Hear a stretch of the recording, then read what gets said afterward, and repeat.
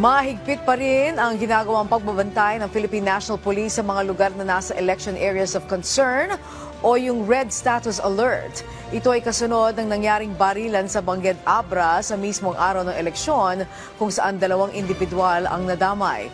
Dahil dito mas pinaigting ang police checkpoint sa lugar, nagsasagawa na rin ng backtracking sa mga CCTV ang pulisya sa ikadarakip ng suspect. Ayon sa PNP, umabot sa halos 50 validated elections-related incidents ang kanilang naitala, habang higit 80 naman ang suspected election-related incidents na kasalukuyan ng iniimbestigahan ng mga otoridad. Karamihan dito ay may kaugnayan sa gun ban, vote buying at cyber libel incidents.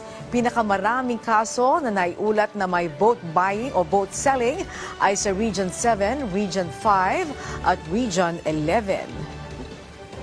Para sa isang accurate, free at credible election, nilatag po ng Philippine National Police, katuwang po ang COMELEC at AFP, ang kanyang security preparations para po magkaroon tayo at natuloy po ang ating eleksyon na kung saan nakuha naman po natin yung ating general objective po na hindi po tayo na magkakaroon ng no failure or postponement of suspension of elections.